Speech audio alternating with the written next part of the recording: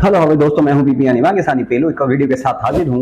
ये वीडियो भाई सना अमजद का है कि जयशंकर सर पाकिस्तान जा रहे। तो वैसे पाकिस्तान की मीडिया में इस टाइम तो हर्ष और उल्लास का समारोह इस टाइम बना पड़ा है। इस पे सुनने में आ रहा है कि भाई डॉक्टर एस जयशंकर के सिक्योरिटी के लिए पाकिस्तानी फोर्स एयर मतलब पाकिस्तानी आर्मी के साथ साथ ISI भी सिक्योरिटी देगी। वाह क्या बात है।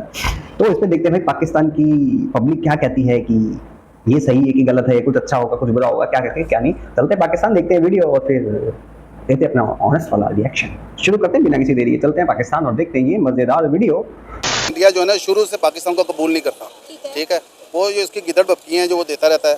तो हमारा इंशाल्लाह जो ब्लॉक है चाइना के साथ, तुर्की के साथ या सऊदीया के साथ, वो बहुत मजबूत है। इंडिया उसको नहीं काट सकता, ना उसको वीक कर सकता है, ठीक है। इसका कोई असर नहीं पड़ेगा पाकिस्तान के ऊपर, ठीक है। पाकिस्तान इंडिया के तो ताल्लुकात ऑलरेडी आप रशिया के साथ देख लें कितने अच्छे हैं। इंडिया का तो अपना ब्लॉक बहुत ज्यादा स्ट्रॉन्ग है। नहीं, वो रशिया के साथ अब हमारा ब्लॉक भी बन रहा है। अच्छा। और हमारे ब्लॉक में ज़्यादा स्ट्रॉन्ग कंट्रीज हैं, इसलिए कि मुस्लिम ममालिक काफ़ी पीछे खड़े हुए हैं, ठीक है। और इकॉनमी के एतबार से वक्ती तौर पर मुश्किलात हैं, बाकी दफाई एतबार से हम इंडिया से ज़्यादा मजबूत हैं। एज ए कंट्री हम देखा जाए ना, अगर हम उसकी औसतन एवरेज से देखा जाए कि छोटे मुल्क है मगर उससे ज़्यादा इंडिया हमारे से डरता है। अच्छा। ये चीज़ है। और इंडिया क्यों डरता है पाकिस्तान से? दिफाई निज़ाम बड़ा मजबूत है। ये आप उसी दिफाई निज़ाम की बात कर रहे हैं जिसको पाकिस्तान के वजीर खारजा ने बोला है, इसहाक डार साहब ने, कि अगर IMF ने इस बार हमें कर्जा ना दिया तो हमें अपने जंगी जौहरी सामान जो है वो नीलाम करना पड़ेगा। नहीं, ऐसा कोई बयान मेरे सुनने में तो नहीं आया उनका। पूरे सोशल मीडिया पे धूम मची रही है, हमने जो है वो इस पर काम भी किया है। अच्छा, आपने पहली बात, अगर बेटा इंडिया पाकिस्तान को कबूल नहीं करता ना तो वाजपेयी जी जाते नहीं 99 में। उसके बाद तुमने कारगिल कर दी थी, ठीक है। वैसे ही भीड़ में चूरा भोगते हो तुम तो, बुज़दिल कौम। तो बड़ा दिफाई तुम्हारा। आज की खबर मतलब कल की खबर है ये, तुम्हारे 6 आर्मी वाले कुत्ते की मौत मारे गए। कुत्ते की मौत मारे गए भाई साहब, उड़ा दिया। जिसके अंदर कर्नल भी, शायद कर्नल या जनरल था कोई, तुम्हारा आसिफ उल्ली, उनको कंधा दे रहा, कंधा बेटा।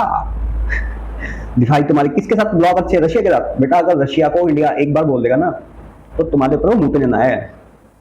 अभी अगर भपकियां या थूक दिया ना तब भी तुम सारे जम जाओगे। 110 करोड़ आबादी, 110 करोड़ लेके चलता हूँ। 30 करोड़ तो खैर किसी गिनती में नहीं है, वो तो मेरी 30 करोड़ नहीं लेके चल रहा है, क्योंकि वो 30 करोड़ का कोई भरोसा नहीं है। वो पीठ में चुका घोपने वाला सीख रखा ना तुम लोगों से। इस चीज के तो बोल रहे हो, बड़ी दिफाई है। कौन? टर्की। और टर्की ने क्या करा इस बार? कश्मीर कश्मीर चिल्लाते थे, हैं? टर्की ने लात मार दी। कश्मीर कश्मीर। यार इनको बोलते हुए शर्म भी नहीं आती है।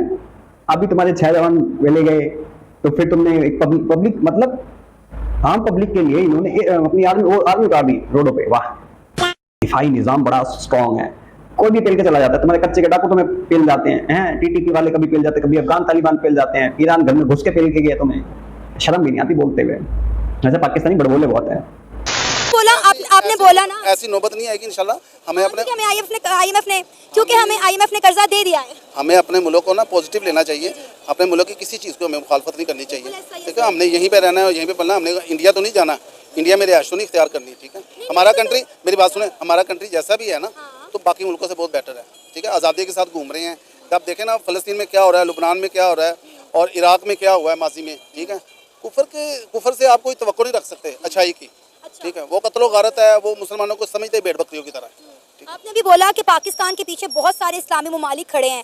मैं जानना चाहूंगी कि कौन से इस्लामी ममालिक हैं जो पाकिस्तान को सपोर्ट करें, क्योंकि मेरे नॉलेज के मुताबिक जितनी भी इस्लामी कंट्रीज़ हैं वो इंडिया के अंदर इन्वेस्ट कर रही हैं। पिछले दिनों की खबर है कि दुबई ने 3000 पाकिस्तानियों को एक हफ्ते के अंदर अंदर डिपोर्ट कर दिया। UK पाकिस्तानियों को वीज़ा नहीं दे रहा। खैर वो इस्लामिक कंट्री नहीं है।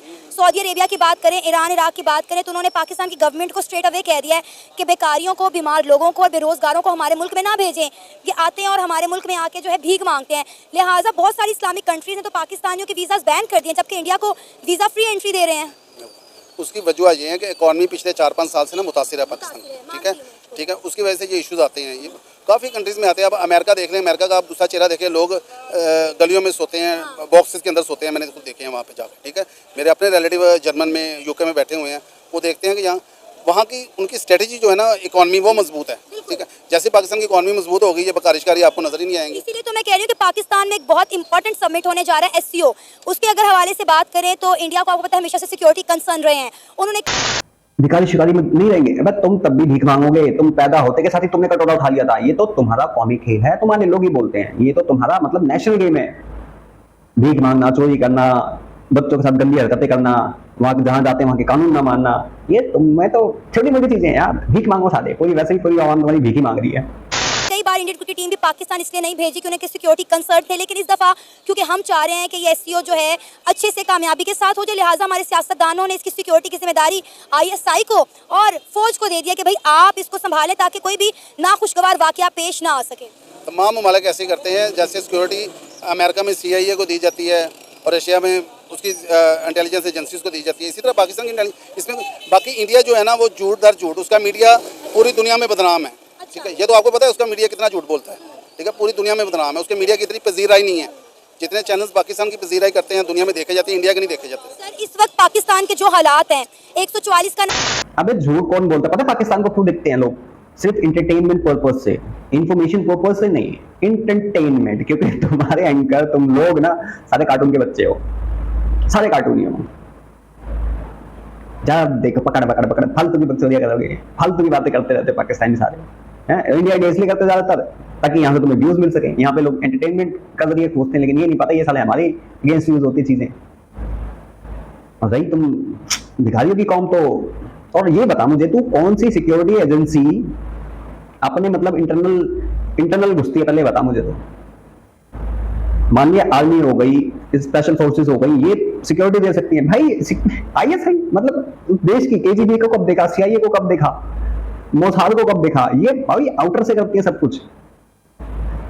ये पहला है पाकिस्तान में जहां ISI, वैसे भी पाकिस्तानी पहला ही है जहां पे ISI लोगों की वीडियो ऑडियो रिकॉर्ड करती है, उनको ब्लैकमेल करती है, हैं? और तो किसी कंट्री में ये काम नहीं होते, जाके जरा पढ़ लो जाहिलो। नफाज किया गया है, 245 भी लागू की गई है, पाकिस्तान की कई मेन शहरों को बंद कर दिया गया है, खंदक खोद दी गई है, कंटेनर लगाए गए हैं, खारदार तारें लगाई गई हैं, पाकिस्तान की आवाम पर खुलेआम हमारे पुलिस ऑफिसर जो है वो शेलिंग कर रहे हैं, पथराव कर रहे हैं, यहाँ तक कि लाठी चार्ज किया जा रहा है।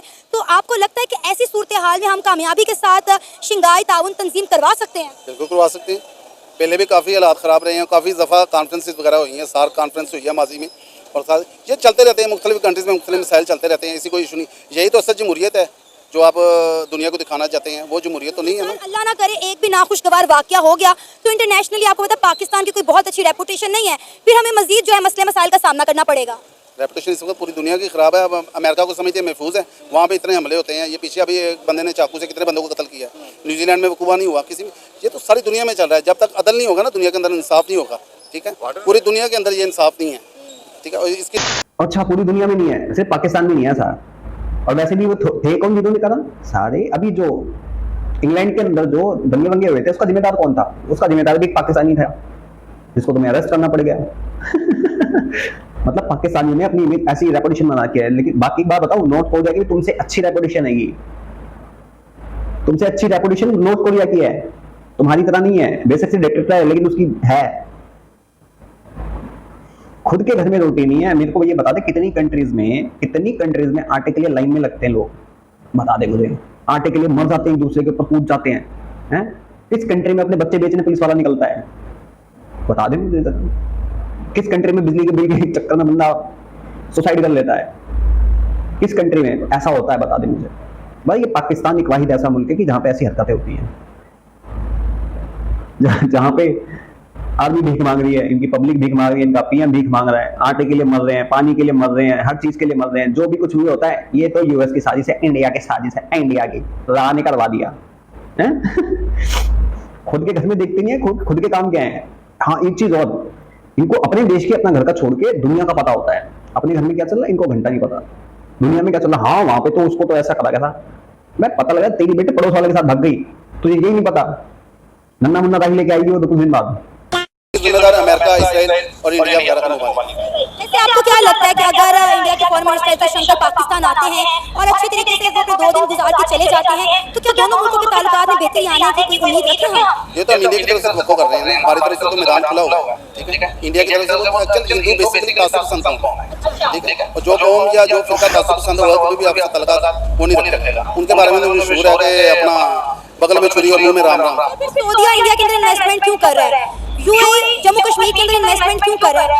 ईरान से इंडिया जो है वो धड़ाधड़ तेल क्यों खरीद रहा है? ये भी तो इस्लामी ममालिक है ना। एक इंटरनेशनल बिजनेस हो रहा है ना, इंटरनेशनल जहाँ से देखें जिधर से आपको प्रॉफिट ज्यादा मिलेगा आप उधर इन्वेस्ट करेंगे ना। ये तो लॉजिकली बात है। चीज़ें जो प्रॉफिट आपको ज़्यादा आएगा तो इन्वेस्ट करेंगे, तो अरब जो कंट्रीज हैं वो अपना बिजनेस बढ़ा रहे हैं। हाँ, अरब कंट्रीज अपना बिजनेस बढ़ा रही हैं जहाँ, है ना। और ये हिंदू तासिर पसंद कौन सा, चल तेरे को मैं एक स्टैटिक देता हूँ। सऊदी ने हाँ, गल्फ कंट्रीज में सऊदी ने शायद यमन पे जब ना अटैक करा था, यमन की रिपोर्ट बताते हैं, यमन वॉर के अंदर पता है कितने लोग 2 जून 2022 से लेके 1,50,000 लोगों को खत्म कर दिया था यमन वॉर के अंदर।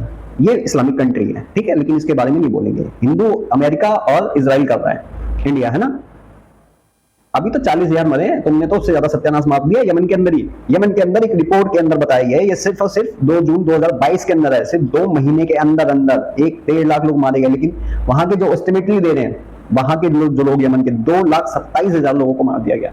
सीरिया सिविल वॉर के अंदर कितने मारे गए? 5,80,000। एक अंदर की जो है सीरियन की बोलते हैं, वहां पे 6,17,910, जिसके अंदर से सिर्फ 11,000 बच्चे थे। और बता देता हूं मैं तुम्हें, तो सीरिया की रिपोर्ट बता देता हूं कि सीरिया के अंदर कितने मारे गए थे, 3,77,000। ठीक है, ह्यूमन राइट्स की मैं रिपोर्ट बता देता हूं, सीरिया के अंदर 3,06,887 सिविलियन हैज बीन किल्ड। ये रिपोर्ट्स हैंगी। कितने मरे अभी, कितने मारे इजराइल ने, कितने ठोके हैं? तासुर पसंद कौन, कितने मरे बेटा, बता दो मुझे। ये बस खाली ना ये देखते हैं जो नॉन मुस्लिम है ना, उन कंट्रीज में जाके ये वहां हाय अल्लाह करते हैं, लेकिन जहां पिटे जाते हैं ना, पिले जाते हैं सूअर की तरह, वो खबर बाहर नहीं आने देते।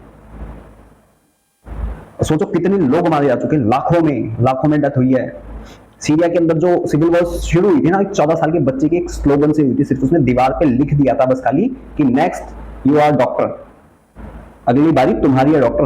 अरबी के अंदर सीरिया के अंदर सिविल वॉर छिड़ने का सबसे बड़ा कारण, वहां पे जैविक हथियार जो केमिकल वेपन तक यूज करे गए हैं। वहां पे बच्चों की मरने की संख्या बताऊं कितनी है, 21,000 के आसपास।